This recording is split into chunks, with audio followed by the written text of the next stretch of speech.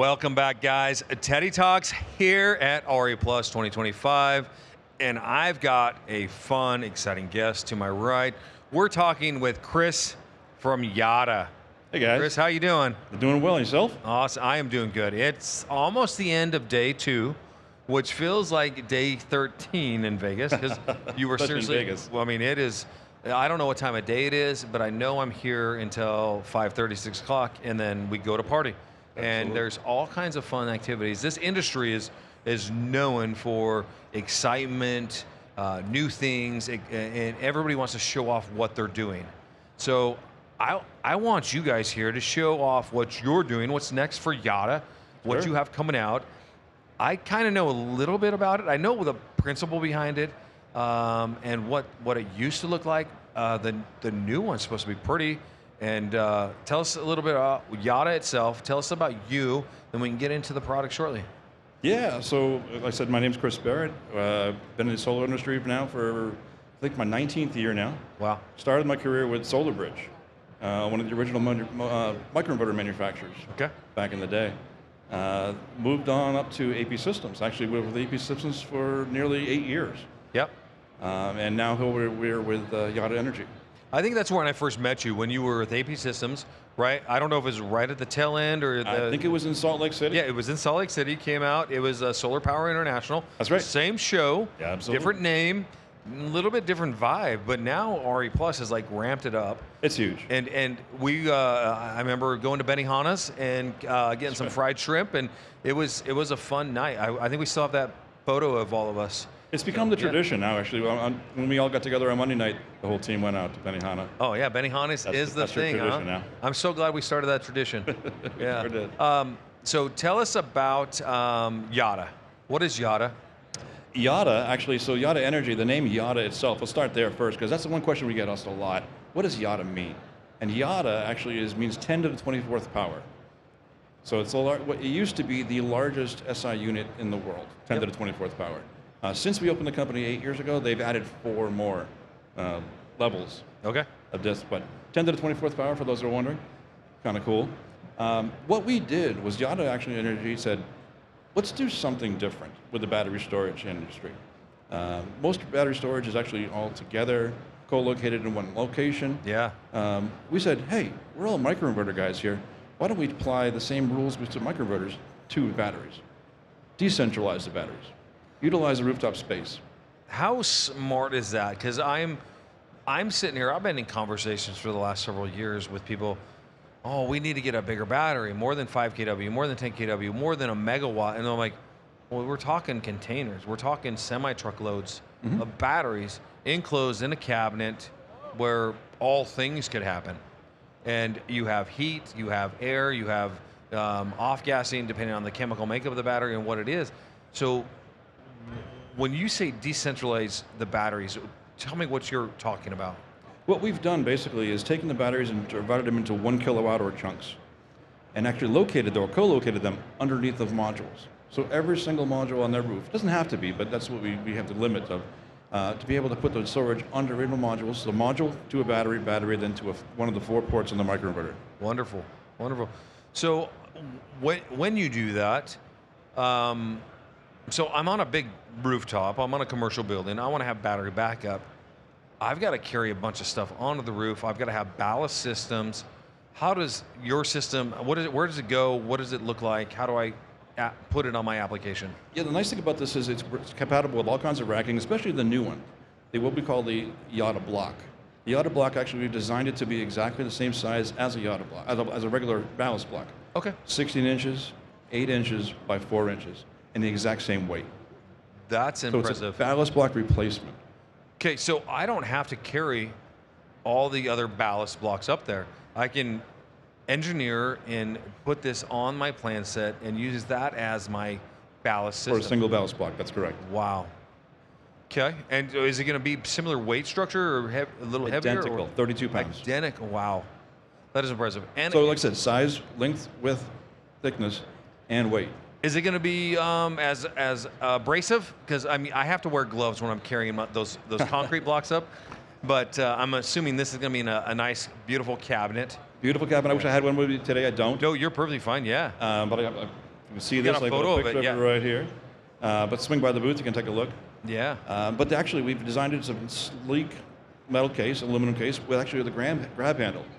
And it's plug and play. Plug and play.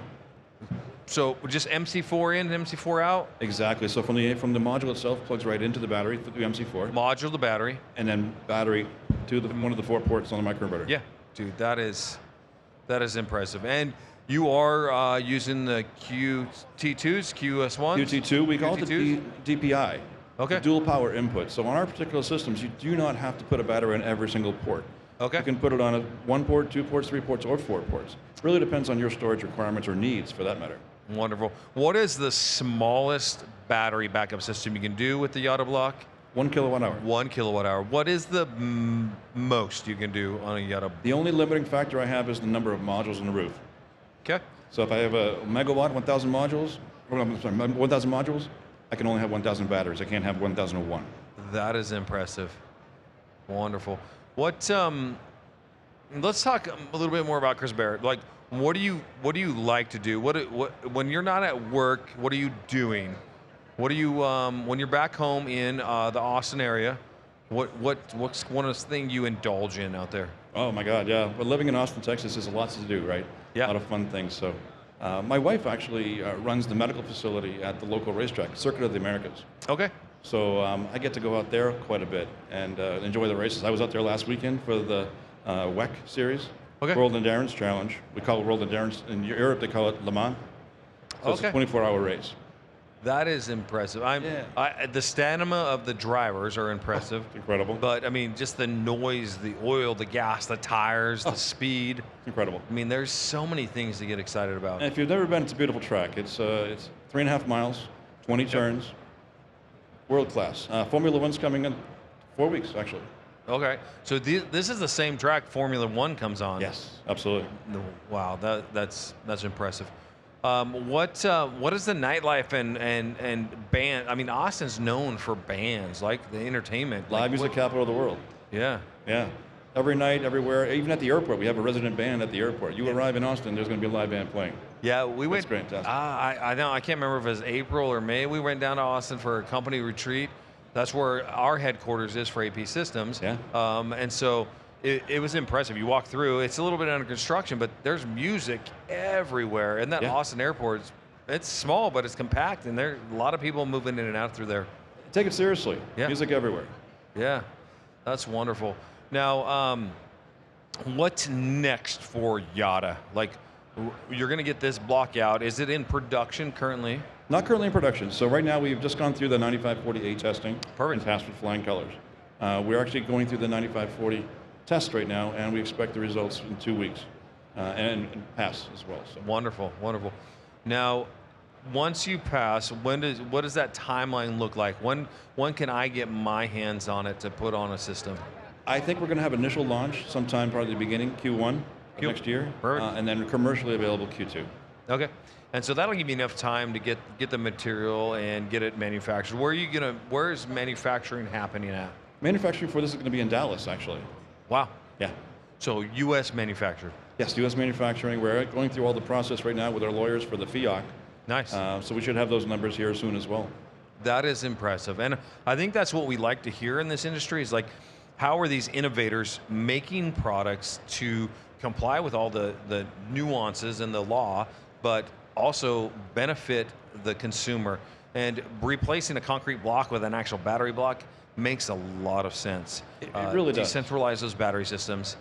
You get better distribution. I bet you get better battery usage. I don't know if that's true or not, but better efficiency because it's DC to DC. Yeah, I would think that. I mean, I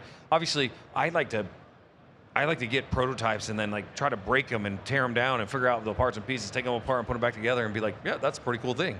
And most of the stuff in this industry is cool things. Like I've cut micros in half. I've opened them up.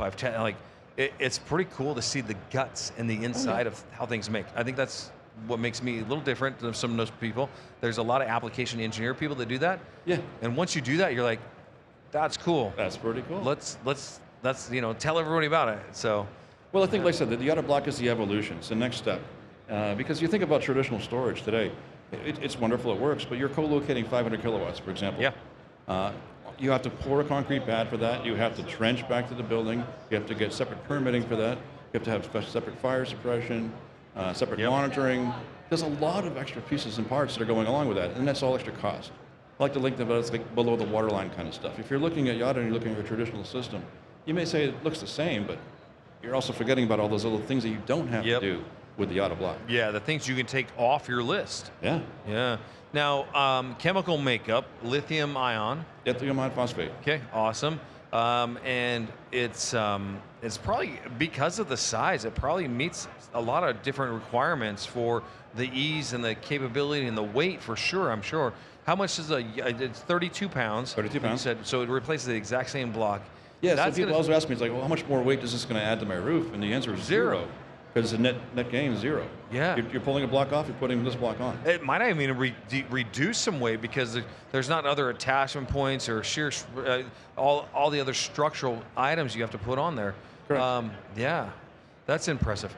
What's one? I mean, you've been in the industry for a minute now. So, what's one thing that you've seen through the industry that has impressed you, that has stuck with you through your time, and that you try to either implement or duplicate through any company or business you're in? Just the evolution. Everything has just grown so much. I mean, think about the modules. When I started with solar, 150 watts was a pretty big module. Yeah. Oh yeah. And then just now we're looking at 650, 750. In commercial. It's impressive to see what's happened, and the efficiencies have gotten better. Same with the microinverters. We started with a 200 watt microinverter. Yeah. 180 actually. I think it was 180. Yeah, 180 was the first brand model. Yeah, and then 200, 200, 250, 250, 300, 600. So it really, really changed a lot, really quick. Yeah, and I still amazes me. Like I'm like, I came a few years ago. I was like, hey, we need a combiner box. Okay, cool. Now we have one. Now APsystems has one. Now they're getting ready to roll out a 3-phase combiner panel. And so I'm like, this is awesome. We're going to be installing one next week in Utah. We're going to have photos of that. So I love the evolution of it because it happens so quick. And you're like, hey, here's an idea. Okay, then you're like, somebody's running with it. Somebody's doing that. So it's impressive. Well, like I said, with the battery itself, the Yotta battery especially, one of the things that we've done to make that battery last on the roof is our secret sauce is being able to thermally control what's going on inside that battery, right? So what we've essentially done is taken that battery, all those batteries, and put them into basically a thermos. Nice. There's a vacuum packed ceramic board that goes around all 6 sides of the device to prevent any kind of heat from external heat. Nothing goes in, nothing goes out. Yeah. Correct. And then internally, so as we're charging or discharging, we're creating heat. So during that process, we want to pull that heat away from the batteries. We don't make sure the batteries live in a 100 degrees to 70 degrees Fahrenheit envelope of air. That is brilliant. So we pull the heat away, and then underneath the device, we're actually able to have heat pipes that pull the heat from that phase change material out to the outside of the case for convection. No, that's impressive. It sounds like, I know it's been time in the making, the development, the progress of it. And when you get done with it, it's going to be like that shiny pebble on the desk. You're going to be like, that is a piece of work. That's art right there. Exactly. And from somebody's lame term, they're going to be like, oh, that's a cool block. What does it do, right? But to you guys, it's been your baby. It's been your creation for some time now. Well, what I love about it, it's like simple plug and play. Yeah. Literally. The nice thing about it as well is we have remote monitoring with this device as well. So between the microinverter and the battery, we can actually see all state of charge, all the data. Wherever things are, we can actually do time of use. We can actually do demand charge reduction, all through the internet. So you can access this on your phone, computer, program that all yourself. That is impressive. Are you able to arbitrage the system at all and discharge and dump and burst? Yes, absolutely. Wonderful. Multiple times per day. Like for example, California, when time of use hits at 4 p.m. Oh yeah. A lot of people will, when the sun is waning. Yeah. At that point, boom. So our bell curve changes, right? We go up in the morning, change, and then flatten out in the afternoon. Well, that's going to be impressive, and for not only the consumer, but for the utility or the power grid, it's going to help stabilize it and do the things that we need it to do. Solar is really rough sometimes on the grid because there's so many ebbs and flows and reductions, and depending on weather or the sun. So that's, having that stability with the battery backup is key. So Awesome. It changes the game, right? I mean, we can discharge this anytime you want. We can charge it at nighttime. We have customers that say, hey, wouldn't it be nice if I could charge it during the day and then use it tomorrow morning when my factory turns on? Yeah. We have customers that discharge at 7 o'clock in the morning because that's when they get their peak demand. Yeah, that's when they're getting the demand charge. And that's when the sun's the lowest, right? Yeah. I mean, the sun is just starting to come up, but we're pushing out 400 watts out of the battery. Yeah, that's impressive. On the roof. Now, all right. Favorite food that you could just eat all the time? Like, what's one thing, like, if you got to eat for the rest of your life, what would that be? Man, beef noodle soup. Oh, yeah? Yeah, from Taiwan. Boy. Yeah? And beautiful bowl of noodles. Who makes the best? Ooh, there's a small little shop in Hsinchu, Taiwan. They call it Dao Xiao Mian. Dao Xiao Min. It's a knife-cut noodle. That's what it means. A knife-cut noodle. Dao Xiao Min. Knife-cut noodle. Okay. So good. Good flavors. Now I speak a little bit more Taiwanese. My sister-in-law's Taiwanese, so I know like sheshe and mukuji, you know, a couple simple words, but they mean a lot. You know, thank you and you're welcome. And I mean, I think you can go through the whole world if you learned thank you and you're welcome in any culture and survive. That's all you need. Yeah. I mean, and where's the next beer? Where's the next beer? Una más cerveza, please. Yeah, so yeah, it's just around the corner. We do have our happy hour, and so that's a great plug, Chris. Thanks for that segue. Come out, enjoy the happy hour. We have them all the time here. If you're coming to the next RE Plus, book early, come on my show, come for the happy hour. But Chris, I thank you for coming. Thanks for having me. Yeah, it was wonderful. I mean, these quick, short little interviews are amazing. They help the show go by quicker. I know that it's been fun, and it gets to know people closer and better. I mean, I've known you, it was 6, 7, 8 years ago. It's got to be all that, yeah. At least that. I'd have to go back, but yeah, it's been 2018, I think, or before. We were out at SPI in Salt Lake, and it's the industry has turned upside down 2 or 3 times since then. You think about it, right? Yeah. Now we have this floor, we have downstairs, we have across the bridge. There are more booths here than I have seen in years past, and they're bigger, and there's a lot of things happening. It's been ultimately fun. So awesome, guys. That's another episode here at Teddy Talks. Check out more amazing industry experts right here on my couch here at RE Plus 2025. We will see you later today with one more, and then back again tomorrow. So remember, it's YouTube, subscribe, and stay tuned for all the amazing things coming out of Teddy Talks. Thanks, Ted. Thanks, Chris. I hope you liked that last video. And if you want to see more, don't forget to subscribe right here at this channel to see all the amazing updates coming from Teddy Talks. Now, we're powered by APsystems, and you'll see a lot more coming from us. Hope to see you soon.